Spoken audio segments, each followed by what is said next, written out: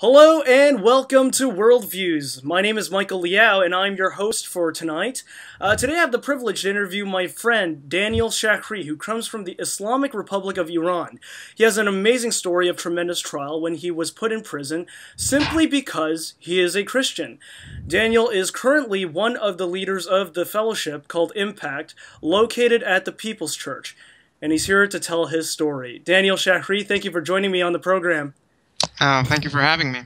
Well, now, before we jump into the story of what happened to you, let's start from the beginning. You were born in the Islamic Republic of Iran. What got you to convert to Christianity in a country that is predominantly Muslim? Well, I didn't convert to Christianity in a traditional sense of conversion, like converting from a religion to another. I was born to a Christian family. And I attended church since I was a child, since I can remember. But I also that's not the cause for my faith. My parents gave me the freedom to choose my faith.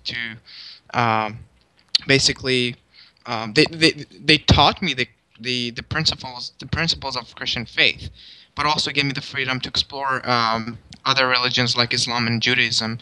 And at the age of 14, I just decided to follow Christ. Okay. Now let's move on to the situation that happened when you were living in the country. What were you involved in that led to your arrest? I wasn't involved in anything that is considered illegal here in Canada. However, the activities that we were doing in Iran, the Christian activities that we were doing in Iran, was considered illegal by the Iranian regime. So the problem was we couldn't gather in an official church, in a registered church, as they call it, and the reason being controlled tightly by the government. So the government would decide everything in the church, and we were really not happy with that.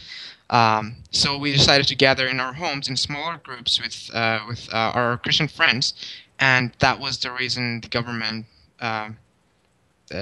caused me trouble. And so what were you charged with? Basically, I was charged with anything that had to do with my Christian activities. I was charged with illegal Christian activities on the internet. I was charged with gathering in homes and worship with other Christians, basically holding a house church service. I was charged with evangelism, and also I still don't know why, but I was charged with desecrating Islamic holy figures.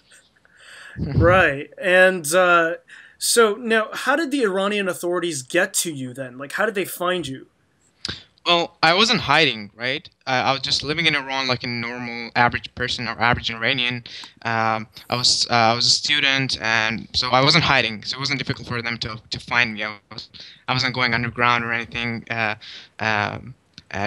dramatic. But they still, were spying on us. They were following us wherever we went, or they would tap into our phone calls. And so yeah, that's how they found out about our house churches, and they just came to my home and arrested me. And have they ever infiltrated? I know that you've told me stories before of how they would send people pretending to be Christians to infiltrate the churches. Has that ever happened in your particular church? It's happened to the official church, but it hasn't happened to the house church because we're really careful with the house church. We wouldn't just allow anyone to just walk into the house church or know when the gatherings are.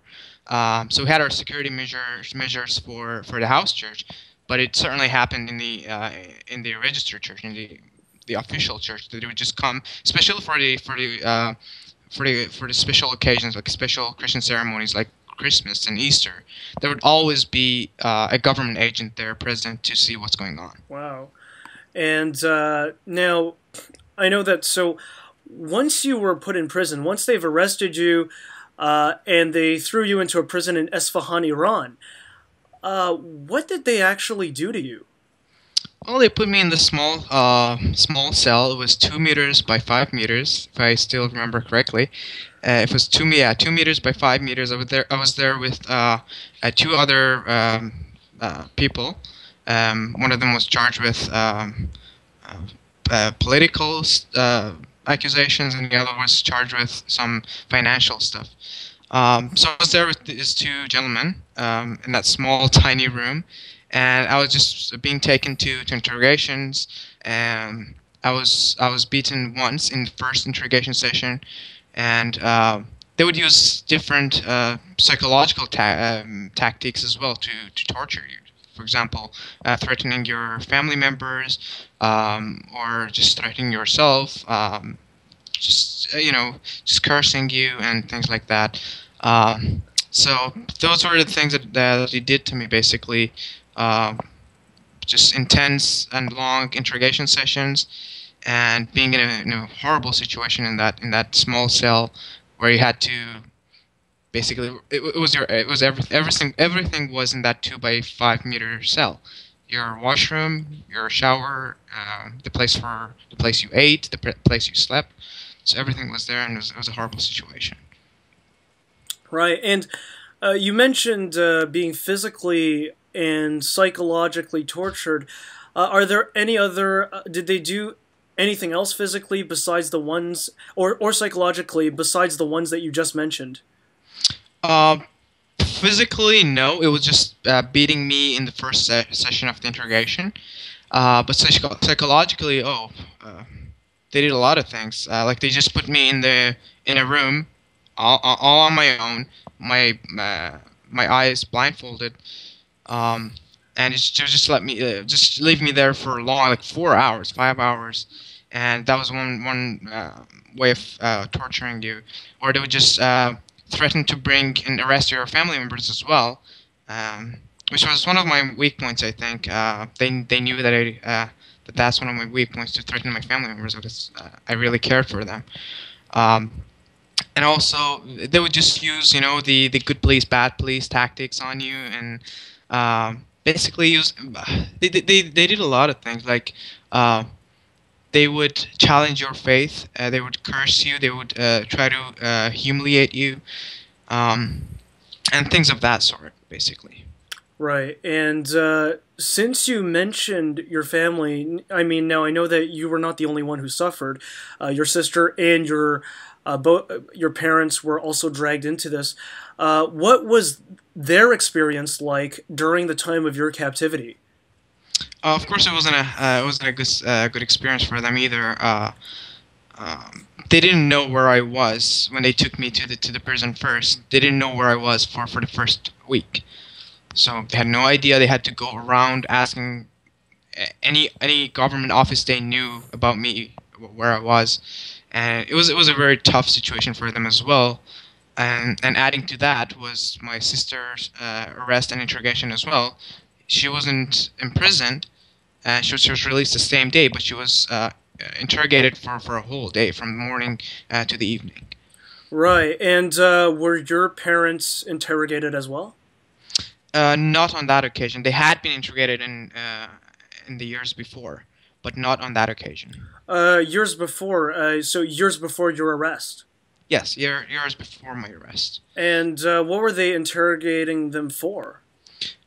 Basically, to get information from them about the church activities, who comes to the church, who doesn't, and basically just extracting whatever information they could from them. Now, how many weeks did they keep you in prison? I was in prison for 2 weeks. 2 weeks. Yes. And now, during those 2 weeks, I remember you telling me that God Himself worked in a miraculous way Absolutely. Yeah. when you were in your cell and when you were being interrogated. Can you give me examples of how the Lord was working through that? First and foremost, His presence was with me all the time. I could literally feel His presence with me, and it was an incredible experience. And I'm not saying it wasn't. It was all good, and I was just all happy in the prison. No, that would be a lie. But there were moments that I was terrified. I would just complain to God. But the thing is that He was always there, whether I was complaining to Him or just praising Him. He was there with me. His presence was so real to me that it had never ever been before.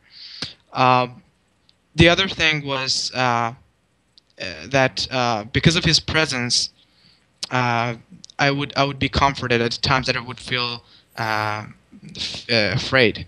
When I would feel afraid, I would just sing a song to Him or just pray to Him, and He would just comfort me. That was a comforting thing to me. And also, like I told you that I was in prison for 2 weeks, right? But in that 2 weeks, I had no idea how long I'm going to be in the prison. I didn't know I'm going to be released until the time that the prison guard actually came to my cell and said, "Okay, Daniel, you can go." And I was like, "Oh, okay, I can go? Or okay, good." So I had no idea if I'll be there for a year, for a month, or for a week. So I had no idea. And knowing that was a really difficult thing for me to be in an uncertainty. And God really comforted me in that regard as well, saying that no matter how long you're going to be here, I'm going to be taking care of you and your family. So he basically was my comforter in the prison. Right. And I remember you told me about another miraculous situation that happened when you were thinking about things of what to say and stuff. And Totally, please tell us that story. Yeah, it was the first interrogation session. They took me in that room. I was blindfolded, and just the thought of every question they were going to ask me just rushed through my head. And if they asked me this question, I should answer it this way, so I don't give them the information they wanted, right? So I was just thinking, okay, how should I answer? I was just preparing, matching questions with answers in my mind. But the moment they walked into the two interrogators, walked into the room, I just blanked out. I was like, what should I tell them? I was afraid, right? But when they asked the questions from me, I just gave them the answers. I had never imagined saying those things to a government authority, to an interrogator, and that was purely God's work. That He put those answers in my mouth, so I could just give them the answers, and they were just brilliant answers I had never ever thought of. So that was clearly God's work. Are you able to remember or give an example of some of those answers? Or yeah, like one example, one of the boldest thing I think I ever told to the interrogators was they asked me about other church members, and the way they conducted the interrogations was they would write a question on a paper, hand it to me. I was blindfolded, but I could still see what was in front of me on the desk. So I would read a question, write my answer, sign in front of my answer, and put my fingerprint. So they asked me about the other Christian members of the house church. I just wrote, if you ask me questions about me, I'll answer whatever it is, but I don't answer questions about others. And that just went on their nerves, you know. When he read the question, he said, "Are you sure you know where you are?" I said, "Yeah, I know where I am. I'm in the prison." And I said, "Okay, I'll show you." So I mean, it was those things that I had never ever thought of saying to an authority, but God gave me the courage to say. That's a very wonderful story. And one thing is, now, since you were arrested, did you have to stand before a judge? Excuse me, you were cut off. Okay, are you able to hear me now? Yes, I can hear you now. A lot clearer? Yeah. Okay. The question was, did you have to stand before a judge? Yes, I was taken to a court 2 times. And yeah, he just the first time he officially charged me with whatever it was, and the second time he was just trying to convince me to basically give whatever information the interrogators wanted. because I wasn't. Well, building up on that, what did the Iranian authority? Sorry, why did the Iranian authorities want the information of the other church members? Is it just like so once they can kidnap them and then kill them, like to execute them, or I mean, like what's their motive behind doing all this stuff? Um, Basically, because a lot of the house church members were ex-Muslims, so they had converted to Christianity, and it was a big deal for them. Like for me, as a Christian born, they couldn't tell me why are you a Christian, because of the Iranian constitution that recognizes Christians as a religious minority. So they couldn't tell me why are you a Christian, but it could use me to get evidence of other people's faith. To say, okay, so for example, one of the most common questions I would ask about a person was, is that person baptized, or is he a professing Christian?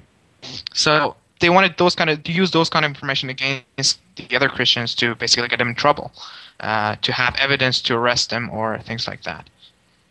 Would you be executed for being a Christian in Iran? You could, according to Islamic laws. However, because of the international pressures on the Iranian government, the Islamic government, I highly doubted that they would kill you for converting to Christianity. But you could be literally fallen from being a first-class citizen to a second-class citizen. If you have any like business license or anything, they would just seize it from you, or if you want to enter the university and they know that you're an ex Muslim, they would certainly kick you out of the university. And basically, being a theocracy the Iranian government being a theocracy, they ask you your religion in whatever application form that there is for the government business. Yeah, basically, you could be in a big trouble if you convert to Christianity, but I highly doubt it that they would execute someone. Well, speaking historically, I know that when the first Islamic Khilafah or Caliphate ruled the Middle East, and this was after the time of Muhammad's death, the Jews and the Christians were called dhimmis. Is that dhimmis? Basically, the minority, and they had to pay a jizya or like a head tax. Is that the same thing in Iran then? No, it's not. Okay. And then the reason being, in Iran we have two sets of laws. One is the Sharia law, and the other is the civic laws or the constitution. So those are the constitution and the civic laws are somehow modernized. But on the other hand, we have the Sharia law, which any law that's in the civic laws or the constitution has to comply with or shouldn't contradict, rather, the Sharia laws. So Sharia laws are not in full effect in Iran, but they should not be contradicted in the other laws. So we don't have full Sharia rule in Iran yet, and I hope it never happens, because it wouldn't be any different than what ISIS is today. Right. Yeah. Well, speaking of ISIS, I know that I'll probably try to invite you again to talk about this very issue. Mm-hmm. But moving on to the next question, how then were you released from the prison? Well, I was released on a bail to basically wait for my trial, for my court hearing. And it was in that period that I decided that it's not wise for me to stay in Iran anymore. So yeah, basically I was released on a bail and left the country. Who bailed you out? It was one of my father's friends. He was a pastor, and he bailed me out. Okay, and then so you're saying that before the trial date you escaped Iran? Yes, I did. And you escaped with your family? I escaped alone, and my family joined me at a later time. Where did you escape to? Turkey. And what were you doing in Turkey? What I was doing, I was basically applying for immigration to Canada. Right. And in what year did you come to Canada? 2012. 2012. Yeah, May 31st, 2012. Right. And so that's only yeah, 2 years ago or so. Yeah. Yeah. And now, I guess the final question would be, what is your word of encouragement for those who are still going through the type of suffering that you went through? And okay, maybe the second part to that question that I just thought of is, what is your message to the church in North America? Oh, that would be a tough one. To put everything in one sentence and Yeah. just pack everything in one concise sentence. But my message to the North American Christians is, do not take the freedom you have for granted. That's a very cliche message, I know, but that's the reality. The amount of freedom that the Christians have here, that I hope stays the same in the future as well. But the amount of freedom that the Christians have in expressing themselves and expressing their faith is just tremendous, and I think it should be used more. What do you call? How do you put it? It should be valued. Yeah. Well, I guess going back to the first part of the question, what is your word of encouragement to those who are still going through this kind of suffering that you went through? My word of encouragement for them is nothing different than God's promise Himself to those who are being persecuted, that He's going to be with them and alongside them and basically bless them. I think I shouldn't be encouraging those who are being persecuted because they are already being encouraged by the Lord. And if they're ever discouraged, I'd want to tell them that the Lord is with them, and that He'll never forsake them, no matter what happens. Well, I know that as you came out of the suffering, I know that you'll be able to help those who are suffering around you. Daniel, it has been a great blessing talking to you, and thank you so much for coming on to Worldviews. You're welcome. It's been a pleasure. Yes, and for my audience right now, tomorrow I will be debating my brother and friend Joshua Lloyd Parker. The topic of our debate is going to be a 500-year-old controversy in the Protestant Church: Calvinism versus Arminianism. My friend Josh Parker will be representing the Arminian side, and I'll be representing the Calvinist side. Well, that's this edition of Worldviews. I'm Michael Liao. Thanks for watching. Please subscribe to my YouTube channel, and you can find me on Facebook. The name is Mikey Liao, M-I-K-E-Y, space L-I-A-O. And thank you all once again, and God bless. Thank you. Take care.